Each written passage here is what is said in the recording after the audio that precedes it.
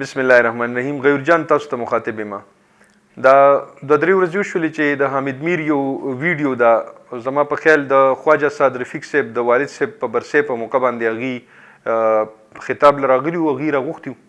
بعض زمونږ اینکرز چې کوم دي یا صحافیان هغه په داسې پروګرامونو کې اکثر له شرکت کوي چېرته برسي پروګرام وي یا داسې د چا په باره کې هغې ته حراج تحسین پیش کولی، نو هغې کې اکثر له داسې اینکرز یا صحافیان اکثر له شرکت کوي. خو دا شرکت د حامد میر زمونږ دپاره اوس امپورټنټ ځکه شو چې په هغې کې هغه چې کوم انکشافات وکړل، هغه انکشافات زمونږ دپاره عجیبه دي او عجیبه داسې دي چې هغې کې هغوی وویلي چې یاره د ډي جی آی اس پی آر والا کسان او د چیف اف آرمی سټاف او د آی اس آی چیف د دې دریو کسانو نه علاوه هغوی شهباز شریف راغوښتی و. هغوی ته ویې چې را که ته د خپل رور نه علاوه د بل چا دغه پکې اغستی شي، مثال رسک اغشتی شي او تا مونږ وزیر اعظم کو، نو آیا دا به تا ته منظور وي لکه ته به کار وکړی شي که نه؟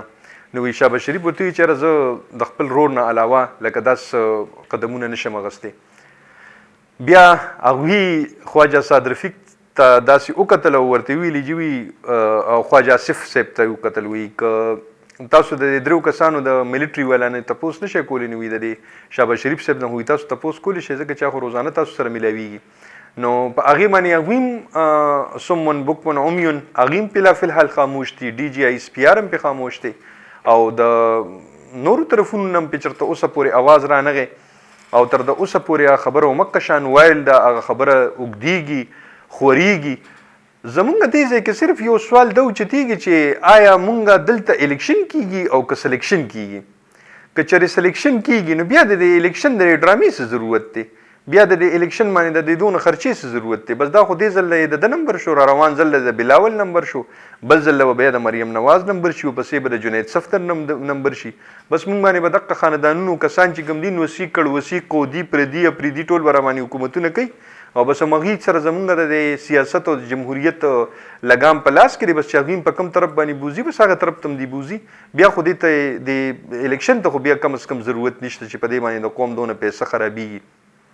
بس دقه سلیکشن پکار دی او که نه دا خبره ټیک نه وي نو پیله خبره دا ده چې د حامد میر نه د سورسز تپوس وکړي شي چې یاره ستا څه سورس دی او تا ته د دې خبرې پته څنګه ولګېده، ځکه چې دا خو د څلورو کسانو خبره ده، پنځم کس ته وي په هغه کمره کې، ته پنځم کس وي چې ته ناست وي او تا دا خبره اورېدلې ده، او که نه بل کس پنځم ناست او هغه خبره تا ته کړې ده. نو بیا چې تا د دې څلورو کسانو نشاندهي وکړله نو دا پنځم کس هم نشاندهي وکړه که نه هغه څوک و.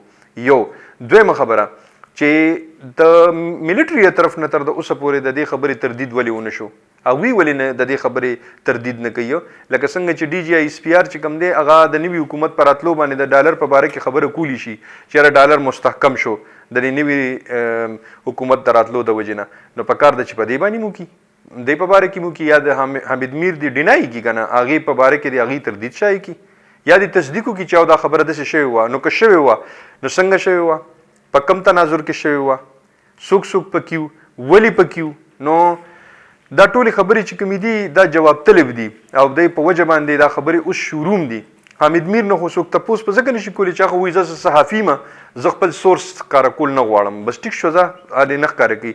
شهباز شریف صاحب خو د دې خبرو انکشاف وکړي، هغه ته خو د دې خبرو پته ده که نه، بیا خو په کار دا چې هغه د دې خبرې انکشاف وکړي او شهباز شریف صاحب ولې تلو بیا هغه بیا ولې چا مجبور کړی چې هغه د ملیټري اسټابلیشمنټ سره د دې په باره کې خبرې وکړي؟ نو دا ټولې خبرې جواب طلب دي. نو دا ویډیو چې وایل ده او په دې کې چې دا اوس کمې خبرې کیږي او خلک پې کمنټس کوي او خلک پې خپل د غصې اظهار کوي، نو بیا د خلکو کې چې دا کم اشتعال لا پیدا کیږي آیا دا منصوبه ده چې خلکو کې اشتعال پیدا شي او د وردی خلاف یا د اسټابلیشمنټ خلاف ته خلک بلوشي لکه دا حامد میر غواړي یا دا غواړي هغه کسان چې چا حامد میر دا دې دپاره تیار کړی دی او هغه دا خبرې کوي؟ نو دا ټولې خبرې زموږ دپاره سوالیه نشان دي.